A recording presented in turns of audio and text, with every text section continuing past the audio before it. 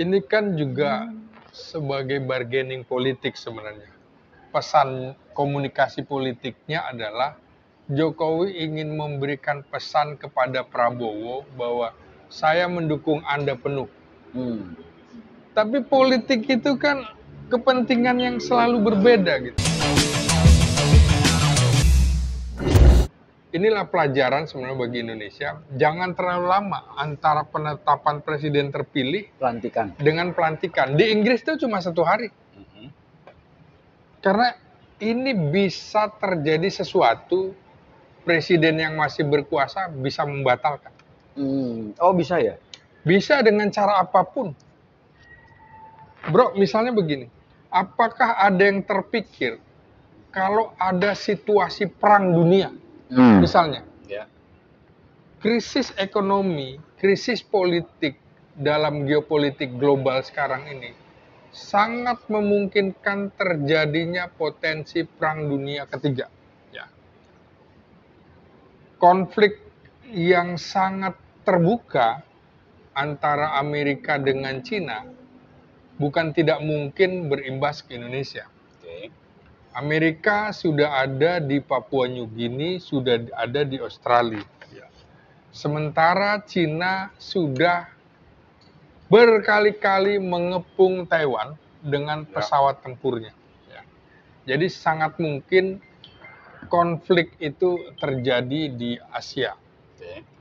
Nah, kalau itu terjadi, perang dunia ketiga terjadi misalnya, karena buntut peristiwa di Timur Tengah akan berdampak. Situasi darurat dan segala macam. Presiden yang sekarang bisa membuat kebijakan lain untuk tetap berkuasa. Makanya bagi saya tidak heran bahwa Jokowi masih mengganti sejumlah personil kabinetnya. Termasuk yang agak aneh adalah membuat lembaga-lembaga baru, misalnya Kepala Komunikasi Presiden. Loh, kapan dia mau make ini personil ini? Sorry, motong. Ya. Itu kalau disingkat nggak enak tuh. Kepala kompres. Lanjut. Oke. Nah, itu artinya sebenarnya Jokowi masih ingin menunjukkan kepada elit politik, saya masih berkuasa full power atau powerful begitu ya. Walaupun ada presiden terpilih Prabowo Subianto. Apakah nantinya Prabowo Subianto akan memakai orang-orang ini? Saya nggak yakin. Yang dilantik orang-orang Gerindra juga. Iya, artinya. Dan kedua udah ada statement juga dari mereka yang posisi baru ya. Iya. Di komunikasi presiden maupun di Gizi. Iya. Bahwa mereka akan bergerak itu resminya tuh nanti setelah pergantian. Iya. Artinya sebenarnya kalau gue melihat memang ini sesuatu yang baru ya di Indonesia. Pemerintahan Jokowi ini seolah-olah sudah menyiapkan infrastruktur. Iya. Kan sebenarnya nggak lazim ya. Iya. Tapi itu yang terjadi tuh. Ini kan juga sebagai bargaining politik sebenarnya. Pesan komunikasi politiknya adalah Jokowi ingin memberikan pesan kepada Prabowo bahwa saya mendukung Anda penuh. Tapi politik itu kan kepentingan yang selalu berbeda gitu. Kepentingan Jokowi apa, kepentingan Prabowo apa gitu. Jadi seolah-olah mempersiapkan infrastruktur untuk Prabowo. Artinya meminta kepada Prabowo bahwa saya sudah bantu Anda loh di ujung pemerintahan saya, maka tolong dong setelah Anda berkuasa bantu saya dong. Jangan ganggu saya, ada anak saya di situ kan. Itu kan pesannya seperti itu. Jadi ini seperti pisau bermata dua. Bagi saya apa yang dilakukan Jokowi sesungguhnya dalam tanda petik ada penyanderaan terhadap Prabowo juga. Bukannya Prabowo malah seneng ya? kalau misalnya sudah disiapkan oleh Jokowi, jadi dia tinggal masuk? Belum tentu juga. Belum. Belum tentu juga. Alasannya? Bisa juga nanti dilukir. Apakah kemudian Prabowo itu menyadari bahwa itu hak prerogatif presiden. Oke. Sehingga dia tidak bisa apa-apa juga ketika meminta orang dari Partai Gerindra sekalipun. Ya. Menurut saya juga pola yang dilakukan Jokowi adalah mengambil faksi-faksi di partai yang berbeda-beda. Misalnya ambil Golkar, tapi bukan semuanya faksi Erlangga misalnya. Sama seperti mengambil Bahlil, tapi apakah kemudian Bahlil dibiarkan sendirian?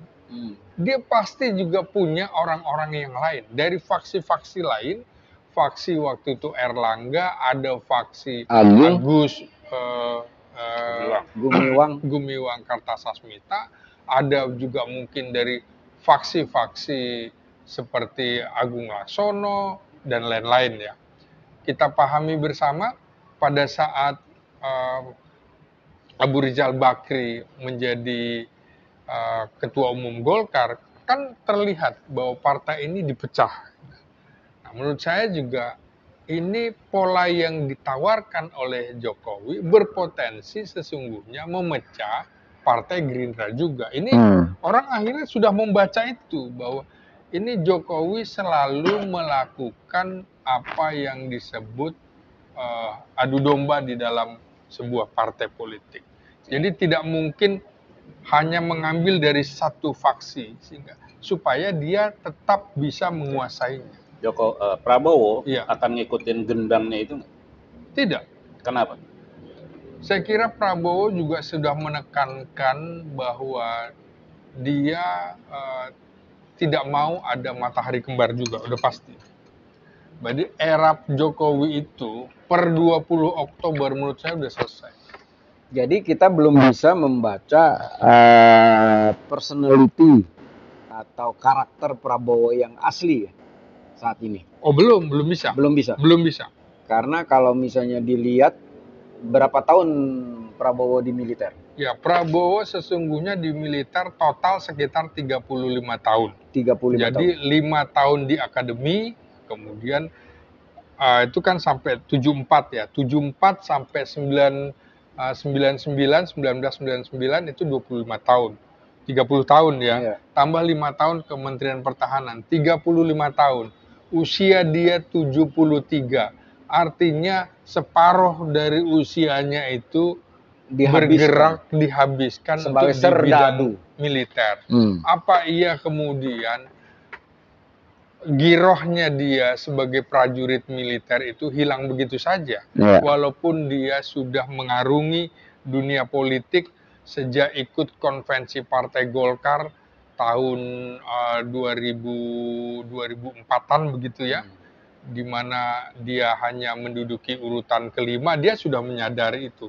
Memang dia pahami itu bertahap. Waktu itu ada tokoh-tokoh elit Golkar yang luar biasa, ada Akbar Tanjung, ada Surya Paloh, ada Agung Laksono, ada Abu Rizal Bakri. Nah, ini kan baru nomor 5, ada Wiranto juga waktu itu. Nah, dia persiapkan. Tapi paling tidak orang yang melihat tokoh-tokoh militer, tidak banyak tokoh militer mampu membuat partai sampai solid.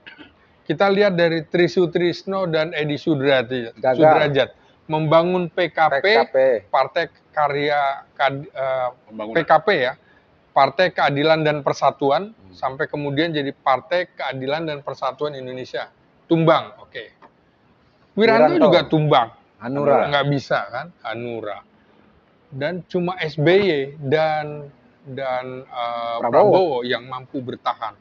Artinya memang dua orang ini punya kemampuan yang luar biasa dibanding para seniornya ya. Dalam mengorganisir. Ya, dalam mengorganisir. Nah, jadi ini deh, kalau gua, pengalaman Iya. Pertanyaan gua soal personality dan karakter. Iya. Ini kan Iya. profiling. Menurut lu akan karakter atau Prabowo seperti apa sih? Personality seperti apa yang akan muncul ketika jadi presiden? Ya, pertama kita lihat riwayat hidupnya. Oke. Sejak kecil, Prabowo itu ikut perjuangan ayahnya.